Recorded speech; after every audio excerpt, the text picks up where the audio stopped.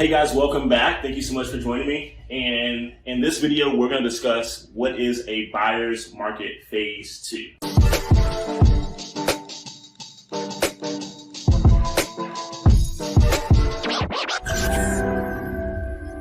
Okay, buyer's market phase 2. And let me say this real quick.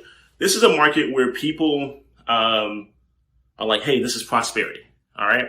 And I want to say something really quickly. Whenever you study economics, especially economics of the United States, we're really big on saying that we don't want the government to be involved in a lot of different things, policy making, having implications on the economy, things like that. But here's the deal, and I hate to burst your bubble. Our government, part of their job is actually to spur and monitor the economy.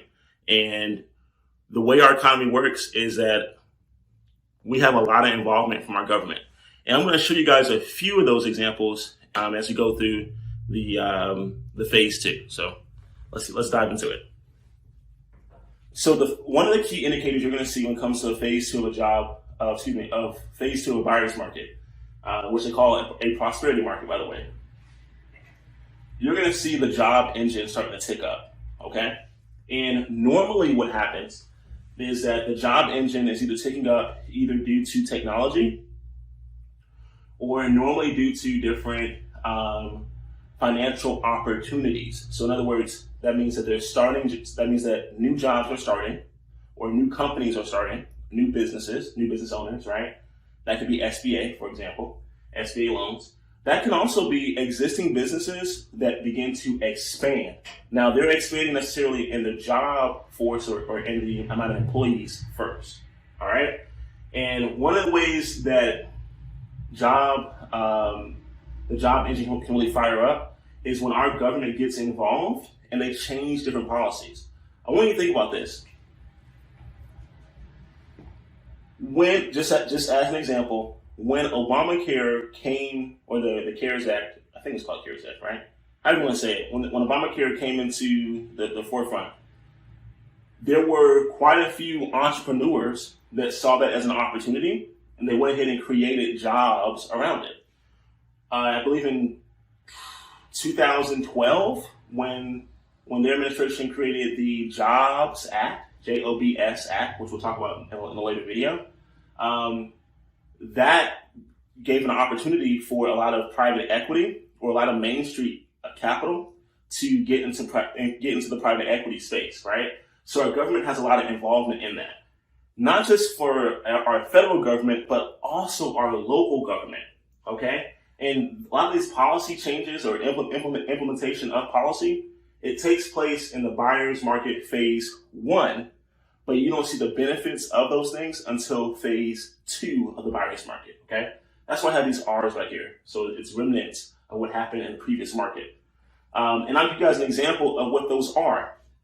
Even in our current economy, we have what's called revitalization plans, right? You can call it gentrification, however you want to say it, but it takes place across majority of metros in the United States. So you have revitalization plans, and a lot of these plans were already put in place years, if not decades before, okay? All the way down to the exact zip codes and locations of what they consider to be plight areas, okay? Now, you also have opportunity plans, or in many cases, right, with the federal government, opportunity zones, right? Where they are incentivizing investors to go ahead and create opportunity or jobs, right, to purchase property in these areas with tax benefits. Now, this also has a big play into development, into developers. And so you'll see a lot more developers taking advantage of this, where they're able to purchase the property, participate in some of these programs, have tax incentives, hire people to do the job, right? Electricians, engineers, plumbers, contractors, you name it, right? Even guys who do drywall, all kinds of stuff. So it creates more jobs. And something right here that's really important to know is our government is crafty enough to where, when we talk about employment, even someone like me who's an economist, when we talk about a multiplier effect or unemployment rate, things like that, those rates or those effects or those definitions are very, very tricky, where the average individual honestly does not understand them, because it's not what you think it is. If someone tells you the unemployment rate is 2%, I believe in Indianapolis, our unemployment rate is like 1.8%. Okay, and I can tell you right now, I'll make a video of this later on, but essentially, a unemployment rate just means that if Bob was fired today, he is only considered unemployed for 6 weeks. After the 6 weeks, Bob does not exist in our formula for calculating unemployment. It doesn't mean that he got a job, okay? He could still be unemployed in week 7, but we don't count him in the unemployment rate, okay? So that's something that you have to really, you really have to know the formulas for these things, and we can talk about that at a whole nother video, all right? So our government is crafty enough to incentivize, through government involvement, the creation of jobs that will have what's considered a multiplier effect. And this is so deep that we have to go into another video for. But in the short run, if you create, through these plans, let's say Indiana's really good at this, through these plans, if we get federal money along highways for you to build a hospital, which Indiana's really good at it, you build your hospital. For each hospital worker you have, let's say it's a doctor or a nurse, that person is going to account for a multiplier effect of maybe 4 to 5 jobs. How, right? Well, because from their studies, the average doctor, the average physician, the average nurse, right, practitioner, they may hire someone a daycare provider, right, to take care of the children. That's one job. And that daycare provider may have employees, right? So that's multiple jobs. They may physicians are going to hire a dry cleaning companies to take care of their scrubs. That's another job, right? And so all the multiplier comes in the fact of, okay, we add this one job. How does this one job affect or impact the economy around it, right? And that's through government involvement, guys. So that's how it works. So you're going to see a lot of these plans implemented in what's considered a phase 1 of a buyer's market. You won't see the benefits of it into a phase 2 of a buyer's market. That means that, I don't care who's president, that means that because we're in a down economy right now, based on the numbers, the real numbers, that means that whoever steps in, they're going to have to implement programs that probably won't be beneficial until their 3rd year, maybe their 4th year in office. So really, whoever becomes the next president or the president after that person is going to inherit the good economy. That's just how it works, right? The other thing, as far as indicators for buyer's market phase 2, your absorption rate.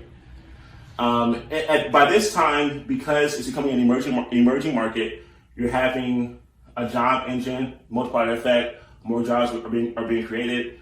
You had an oversupply of commercial real estate where you had a lot of things on the market that were sitting.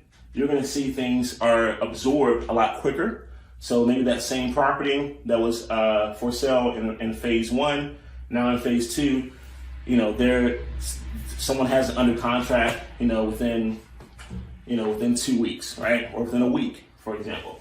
So that's where you get into that emerging market, and that's where you're going to have both rent and leases are increasing in price, because with it being stagnant before, job growth was stagnant, people were willing to keep some of those lower paying tenants, right? And they didn't want to shake the tree too much because they knew that it was better to fight with the devil that they knew, right? Or they know.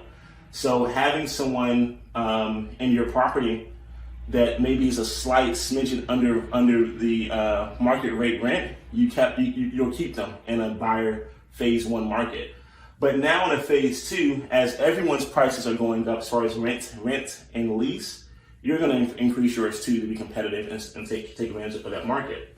The other thing too is part of the oversupply that took place in your phase 1 market. It came from construction, but in many cases it would also come from foreclosures. So you're going to see a lot more foreclosures being snatched up or gobbled up, and you're going to see a lot more of REOs being sold to investors. Okay, so it's important to know exactly where you are in the market, especially phase 1, phase 2, phase 3, and then knowing exactly when to strike.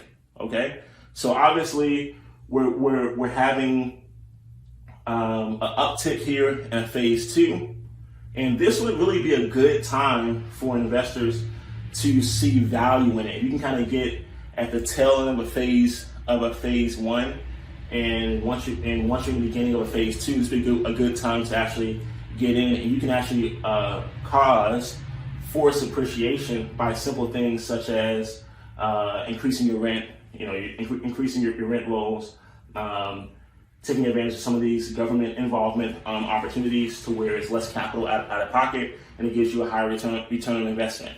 And you'll look like a hero, but ultimately it's because your timing for the investment is good. And what typically happens is even when you make bad choices in an uptick market, these things here cover your losses. That's honestly the truth. Okay. So in the next video, we're gonna talk about a seller's market phase 1, and I'll talk to you guys soon.